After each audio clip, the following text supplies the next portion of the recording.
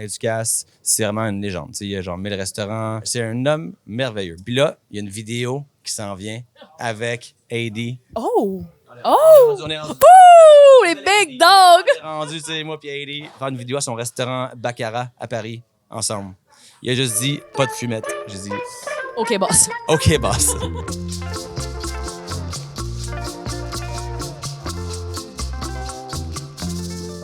Laurent, aujourd'hui, tu as annoncé un nouveau projet. C'est quoi? Oui, c'est un café sandwich dans le local légendaire du Archambault, Berry, c'est Sainte-Catherine. C'est un boutique 4 étages. Donc, il va y avoir un étage de thrift, étage de comme des brands plus fashion streetwear, puis les classiques snowboard, skateboard, et un espace immense pour café, sandwich pour Montréal, pour le monde de l'UQAM, pour le monde qui va venir prendre un petit café, un petit sandwich, chiller, étudier. Je te nomme des villes. Oui. Et tu me donnes un resto OG classique et un nouveau resto dans chaque ville, OK? À Paris. Au cul de Bourgogne. C'est un restaurant vraiment typique bistrot français. Tous les classiques qu'on aime bien, hein, un bon steak au poivre, des escargots. C'est vraiment des trucs qui sont old school, mais que j'adore, qui sont bien faits. Carte de vin, service incroyable. Shout out to Mike. Sinon, pour un nouveau, les enfants du marché, je dirais. Ouais, c'est mon spot que j'ai tout le temps. En arrivant à Paris, c'est comme un beau spot dans le milieu d'un marché des enfants rouges. Tu es dehors, tu fumes des clopes, tu bois du vin. OK, même exercice pour Londres. Et nouveau, ça serait Kiln, un restaurant thaï. Tu t'assois au bar de cuisine, puis tu vois toute l'action, les flammes, il fait chaud, t'es bien, c'est épicé, t'as le goût de mourir, mais c'est, en même temps, c'est plaisant. Old school, j'irais pour le Hélène Darroze at the Connaught. Dernière ville. New York. Ouf, là, c'est tough. Ça, c'est tough. Nouveau, je dirais La Tête d'Or, qui est le nouveau steakhouse de Daniel Boulud. Ou sinon, il y a Torrisi, quand même relativement nouveau.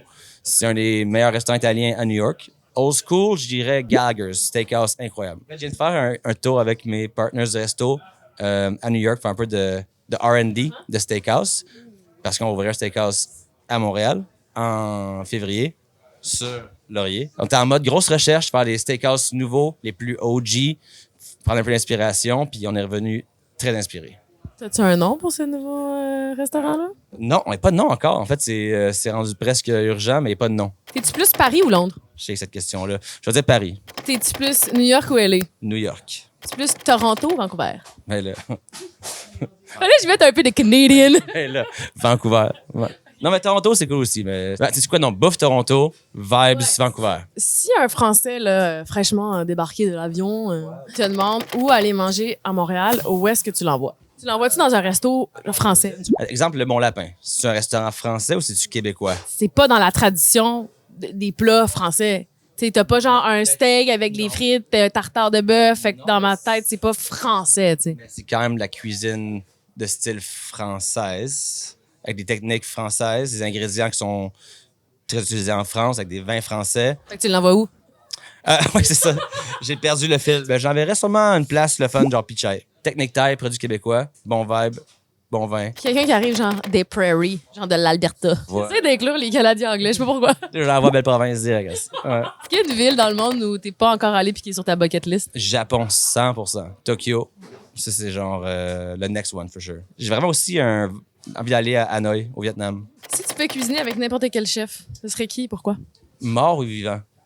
Les deux. Mort, il était plus tard un chef parce qu'il était rendu plus en mode journaliste, mais ouais. Pas être cool, je pense qu'on a arrêté On l'a mis Anthony Bourdain. On a eu un bon vibe ensemble, je pense, moi puis Tony Boy. OK, où c'est qu'on peut manger le meilleur brunch? Près de chez moi, il y a un spot dans Rosemont. Il y a tant de films, mais c'est une décoration vraiment bizarre à l'intérieur. C'est tant ultra occupé. Des grosses chaises avec du mauve, genre. Il y a tant de lignes. Régine. J'allais une fois, puis c'était quand même top. Meilleur resto français. L'Express, le Méac, Limousine. Ici, pourquoi vous avez appelé ça le limousine? Plusieurs raisons. Raison numéro 1, c'est que le parc Limousine qui est près d'ici. Raison numéro 2, c'est que le vibe du restaurant, c'est un peu... Imagine-toi une Rolls-Royce 1950s, que t'es vraiment comme dans le luxe, la célébration, le cuir, le bois. Puis aussi, c'est la vache Limousine, qui est une race de bœuf qui est vraiment très, très bien cotée. Je pense deuxième meilleur au monde. Fait que c'est vraiment le bœuf, le parc, le vibe. Meilleur resto pour séduire de nouveaux beaux-parents. Beaux-parents, je dirais peut-être genre une place comme Monarch, peut-être. Oui, parce que c'est comme fancy, mais pas trop. Ils seront pas trop dépaysés, puis c'est comme, c'est grand, c'est comme pas trop weird déco. Ils seront pas comme, meilleur resto pour break-up. Oh, shit. C'est une bonne question, ça. Je dirais genre au Mano. C'est un environnement qui semble être un safe space. C'est casual, pas trop cher. Puis plusieurs sorties, si ça va mal. Tu peux sortir en avant, au café, en arrière. Meilleur café. Moi, je suis vraiment du genre old school café italien. Fait que Café Italia. Où est-ce que tu manges un hangover? Chez nous, Uber Eats.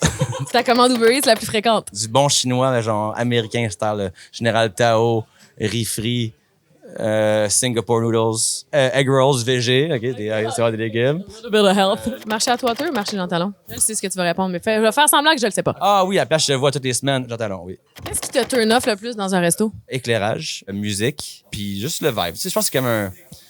C'est pas vraiment explicable. C'est comme tu rentres, puis il y a un vibe ou il n'y a pas de vibe.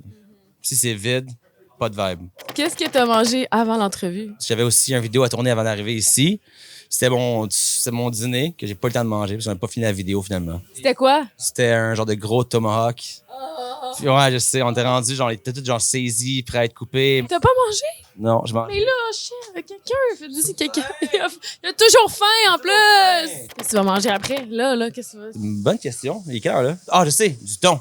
Du thon. On a pêché un thon de 1 tonne. Eux autres, ça allait en Gaspésie, puis on a pêché le plus gros thon de l'année, je crois, au Québec. 1 tonne.